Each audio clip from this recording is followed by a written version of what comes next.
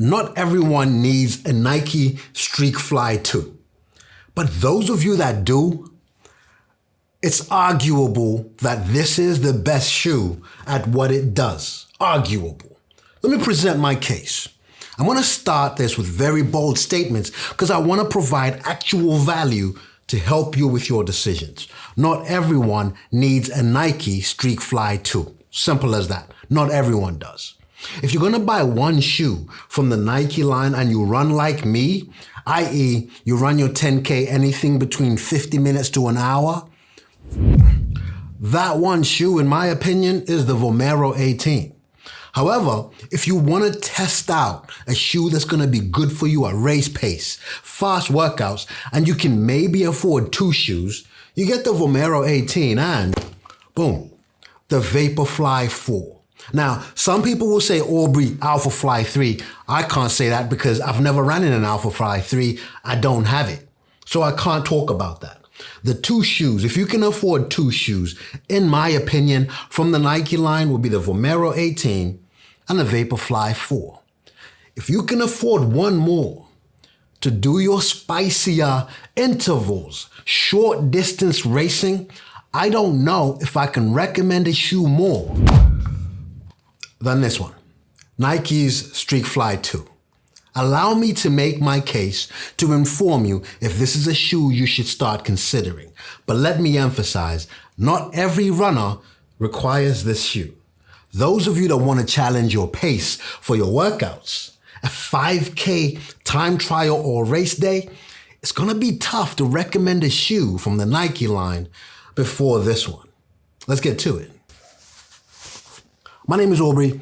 I'm a very average runner, simply trying to be less average by the day, and I'm good with being me. As at the time of filming this, you've given me 21,000 subscribers, 700 and some change. I want to tell you, and I always say this, it means everything to me. Thank you for supporting what I do. It really means a lot. The second thing we need to talk about, disclosures. I recently became a Sports Direct running ambassador. What does that mean? They send me out running shoes. All the shoes we just talked about have been sent to me by Sports Direct for purposes of review. And I'll include links to all three shoes in the description of the shoe if you want to get it. Out of transparency, I will get a commission if you do go through and buy the shoes from my links. So it does support this channel and me directly if you go through that. However, that brings the question of ethics. Aubrey, are you just going to say nice things about the shoe so I buy it so you can get some money in your pocket? Definitely not. Because of that, I always start with the drawbacks of this shoe. Let's start here. This is not everyone's shoe. If you are just getting into running, which is my primary audience, this is not the shoe for you. I showed you the Vomero 18. That's the shoe for you. When I tell you that the shoe weighs 141, 142 grams, there are compromises made. And therefore, the tongue is not gusseted. If that is a deal breaker for you, be aware of that. For me, I like my tongues to be gusseted. Now, for the purpose of what this shoe is, shorter distance intervals, it worked very well, but that's one thing I wanted to highlight. If maybe we want to call out drawbacks, it would be that. I will be outright honest with you. I don't like these little spaghetti strings in terms of eyelets. That's just my opinion. When you look at the laces that were in the Vaporfly 3, when they went to the 4, they introduced this new style. In some of the race day shoes, you've got those ribbed laces. Those laces are my preference. That being said, I didn't have a problem with these ones. I also like the lightweight nature of these. Again, it's just a responsibility thing on my part. I have to tell you that. Next is the stack height. 27 millimeters at the back, 23 at the front, giving you a 4 millimeter drop. Now, why is that important? We'll touch on that when we break down the midsole and what that does. I will in a little bit. It's this bit I want to talk to you about. Now, I recently reviewed this shoe. I will link it at the end of this video. And I celebrated how light this is. In a 9.5 UK, I just put it on my scale right now, 187 grams. That was a record for my lightest shoe in my entire shoe collection. Until, of course, this happened. 141 grams in a UK 9.5 is unheard of. I've never had a shoe. You know what? Some of my son's shoes, he's 11 years old, are heavier than this shoe. It's magic. Let's start reviewing the shoe in terms of what it actually is. Normal English, no techie jargon, no pulling wool over the eyes with specs and all this kind of stuff. Just normal English. I always start from the top and work my way down. So let's start with the heel. I like this little subtle heel tab. What Nike has started doing is to put the version of the shoe under that. It's hidden at the back there, so you will see two. But it is a heel tab and it works very well.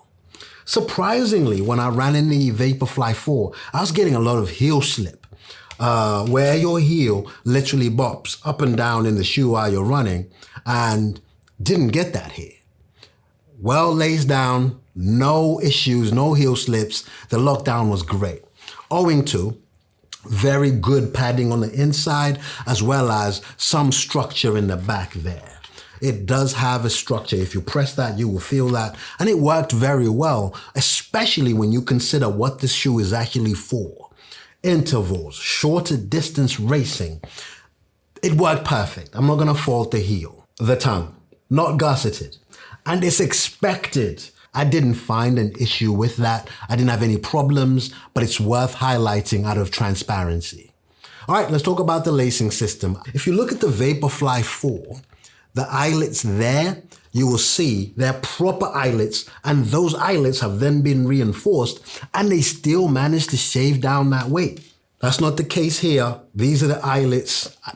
I personally prefer the other ones because I feel they're more resilient. Just out of transparency, I didn't have a problem at all, just a personal preference, and as a reviewer, I feel a responsibility to tell you that, okay? In terms of the laces themselves, Nike has gone and introduced this style of lacing. They are very good for what they are, very lightweight, and they've got a stretch to them I really like. And they do have teeth, so to speak, that when you do the laces, yes, they stick together. Let's talk about this upper. My gosh. So, this shoe is designed to fit on you like a glove, and it fits on you like a glove. It's uniform to the kind of material they've got in the Vaporfly 4, but quite minimalistic in the Streakfly 2. The upper is an engineered mesh, highly breathable. When I say breathable, please understand, but when you look at it, you can see it's intended to look, feel, and fit like a tracksuit. It's very minimalistic. It's how you achieve the 142 grams weight saving. There is literally nothing to this. What I do like is the uniformity within these two shoes in terms of the colorways they've put out, in terms of the design. If you look at the swoosh on the side, boom, you will see it's the same here. I like that uniformity. I like how it looks and feels in line with the other shoes in the lineup. Allow me to give you an opinion in terms of the fit of the shoe. It's just an opinion. The fit of the shoe is driven by what the shoe is for.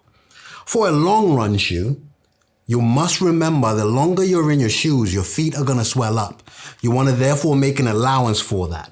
So anything you're gonna do, 10K, half marathon, full marathon, allow your feet to swell up and give them that comfort.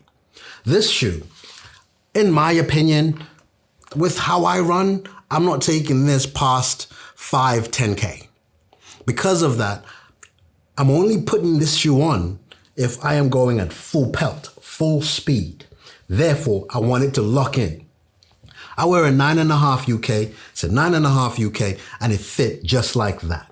Good. Let's move on to the midsole. The midsole is the whole reason we are here. 27 millimeters is not the type of shoe I like to wear. I like 40 millimeters. I like 46. Heck, I even have 50 millimeter shoes. The Primex 2 Strong, for example. So I was a little unsure. 27 millimeters is not my kind of shoe. 23 millimeters at the forefoot, because this is primarily where I'm going to be at the forefoot. I don't land back here. I was a bit worried. But like I said, it's supposed to just push you forward. Anyway, It is Zoom X. Now, Zoom X is Nike's most premium foam, okay?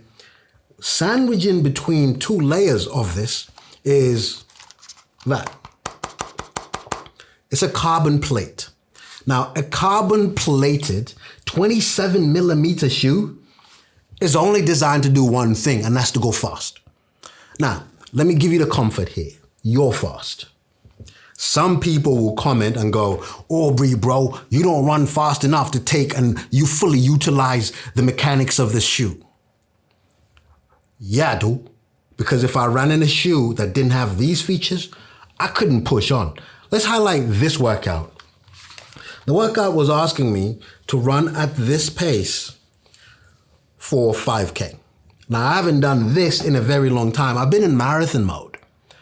This shoe, I'm not going to give credit to the shoe because I'm actually a running beast myself. I'm a seasoned marathoner, so I know what I'm doing, But it's a perfect piece of equipment to enable that speed. Let's talk about the outsole, and I will start with, I guess, my caution. This shoe is not designed to be taken on most of your runs. You're going to have to be very intentional when you use this shoe. And I say that because I don't think this outsole is as resilient as something like a Vomero, which is literally a tank. All right. If you look at this waffle, how that's designed, it's designed for durability because this is going to be your workhorse kind of shoe. The concern, if you look at the key landing zone, if you land at the back here, let me demonstrate with the Vaporfly 4. They have elevated the key landing zones out here to protect this midsole from wearing out prematurely. These have been elevated out and have done a very good job, and I like that. It's not so much here, so much that you could see that whilst it's there, it's intentional, it's a different texture, it's more resilient, it's quite flush with that midsole. That's going to be another thing. For what it is, for what it's designed for, it will work very well. But a word of caution, this is not a workhorse shoe you should take out everywhere. If you've got a very nice track, perfect. Nice pavement, perfect. Any rugged, mixed terrain kind of surface, you're not going to enjoy this shoe for as long as you should. It's as simple as that, right? I hope that helps you to understand what this shoe is, but let me summarize. Who is this shoe for? It's not for your starter runner who's looking for a running shoe. Don't do that. It's for the person that already does have a workhorse shoe, a Vomero 18, for example. And if you want to stretch past that, you get a Vaporfly 4, Alphafly 3 for your race day. This is going to be a shoe for your interval work as well as shorter distance racing. Sweet spot for me, 5K races. As I promised you, here is my review of the Vaporfly 4. That to me is probably a more recommendable option that's going to be more versatile than the Streakfly 2. Because you could do your speed workouts, your race day, 5K, all the way to the marathon in this shoe. That review is going to be up here, and the comparison between the Vaporfly 4 and the Vaporfly 3 is going to be down here. I'll see you on the next one.